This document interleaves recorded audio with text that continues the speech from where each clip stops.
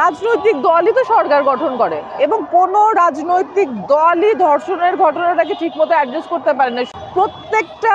প্রত্যেকটা রেজিমে যখনই দেশ অস্থিতিশীল হয়, যখনই হচ্ছে দেশের আইন শৃঙ্খলার অবনতি হয়, সবচেয়ে ঝুঁকিতে থাকে নারীরা। এই যে কোনো সরকার এই স্বাধীনতার 53 বছর পার হয়ে যাওয়ার পরে কোনো সরকার এখনো পর্যন্ত নারীর নিরাপত্তা নিশ্চিত করতে পারলো না। এটি আসলে সামগ্রিকভাবে বাংলাদেশের কি অবস্থান, বাংলাদেশ রাষ্ট্র হিসেবে কতটা সফল হয়েছে সেটি নির্ণায়ক। যে ধর্ষণের জন্য মেয়েদের পোশাককে তারা দায়ী করে, এটা আসলে কতটা যৌক্তিক বলে আপনি মনে করেন?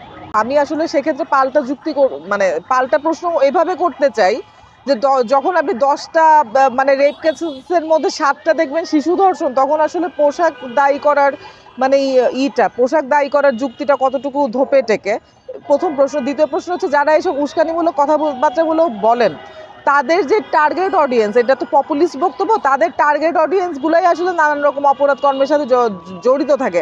তো সেই ক্ষেত্রে তাদেরকে ধর্ষণের উস্কানিদাতা হিসেবে সরাসরি আইনের আওতায়, কঠোর আইনের আওতায় আনা উচিত, আমি জোর দাবি জানাই। দীর্ঘদিন ধরে আমরা যারা নারীরা ছিলাম, আমরা অনেক অনিরাপদ বোধ করছি, আমরা রাস্তায় বের হতে সেফ ফিল করি না।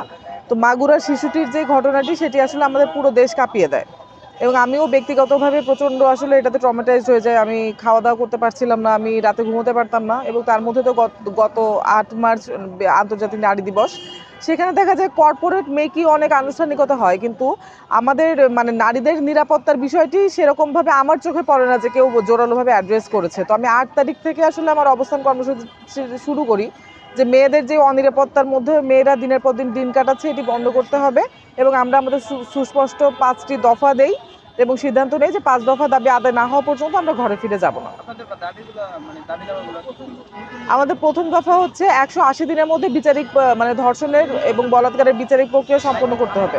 ভাই 90 দিন লোয়ার কোর্ট নাকি হচ্ছে কমপ্লিট, এটা হচ্ছে ক্লিয়ার করা হয়নি। আমাদের দাবিতে আমরা বলছি 15 দিনের মধ্যে তদন্ত প্রতিবেদন জমা দিতে হবে, 30 দিনের মধ্যে লোয়ার কোর্ট রায় দিবে এবং বাকি 5 মাসের মধ্যে হাইকোর্ট এবং অ্যাপিলেট ডিভিশন তাদের কার্যক্রম সম্পন্ন করে 6 মাসের মধ্যে রায়টি কার্যকর করবে। দেখা যায় যে না হলে শুধু লোয়ার কোর্টে যদি এতদিন লেগে যায়, তাহলে একটা ধর্ষণের মামলা 8, 9, 10 বছর ধরে চলে। এখন যারা সমাজের সুবিধাবঞ্চিত শ্রেণী, তারা এত বছর ধরে একটা মামলা কিভাবে চালাবে? তাদের তো যাতায়াত খরচই তো এত হওয়ার কথা না, তারা মামলা চালানোর টাকা কোথায় পাবে? এই কারণে আমরা বলেছি পুরো প্রক্রিয়াটি 6 মাসের মধ্যে গড়ে তুলতে হবে এবং আইনগুলো আইন যেগুলো আছে সেগুলোর হচ্ছে বাস্তবায়ন, আইনের ফাঁকফোকরগুলো সংশোধন এবং আমাদের হচ্ছে একটা বডি পার্টের সাথে যদি আমি তুলনা করি, উদাহরণস্বরূপ যে কেউ যদি কারোর একটি মাথা ফাটিয়ে ফেলে উদাহরণস্বরূপ, তাহলে কি হয়? একটা ফৌজদারি মামলা হয়, রিপোর্ট হয় এবং হচ্ছে কিছুদিন পরে সবকিছু স্বাভাবিক হয়ে যায়।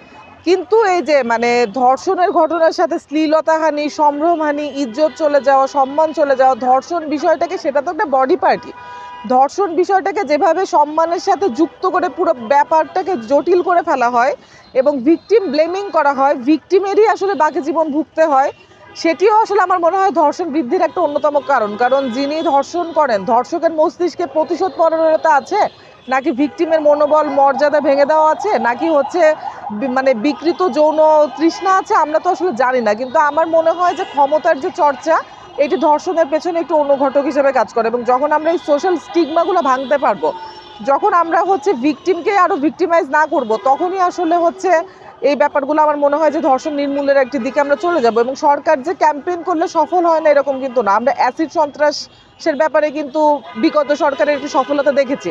তো সেই ক্ষেত্রে একটি ক্যাম্পেইন সরকার উদ্যোগ নিক, আমরা যারা আছি আমরা সর্বতোভাবে সরকারকে সহায়তা করব, উদ্যোগটি তারা নিক এবং একদম সমাজের সুবিধাবঞ্চিত যে স্তর, সেখানে তারা পৌঁছে এই বার্তা, সচেতনতার বার্তা দিক। আমরা সর্বতোভাবে সরকারকে সহযোগিতা করতে রাজি আছি, কিন্তু আমাদের একটা আশ্বাস দিতে হবে যে উদ্যোগটি তারা নেবেন। শুধুমাত্র ভাইরাল ঘটনায় আসামি ধরলে তো হবে না।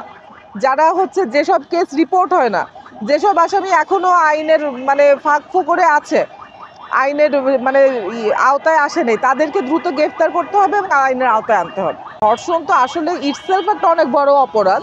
তো আমার মনে হয় যে বিদ্যমান যেই বিচার কাঠামো আছে, তার মধ্যে ধর্ষণের শাস্তি আসলে যাবজ্জীবন হওয়া উচিত এবং প্রমাণ সাপেক্ষে। সেক্ষেত্রে আরও একটা বিষয় গুরুত্বপূর্ণ সেটা হচ্ছে বাংলাদেশে মিথ্যা ধর্ষণ মামলা, মানে ধর্ষণ মামলা মিথ্যা প্রমাণিত হওয়ার অনেক মানে বড় একটা ঝুঁকি আছে। তো সেক্ষেত্রে বিচারিক প্রক্রিয়াটা সুষ্ঠুভাবে হওয়া অনেক বড় একটি চ্যালেঞ্জ।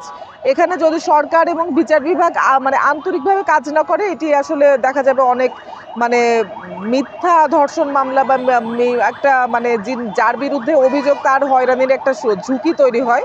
তো সেক্ষেত্রে পুরো ব্যাপারটা আমাদেরকে অনেক সতর্কভাবে ডিল করতে হবে।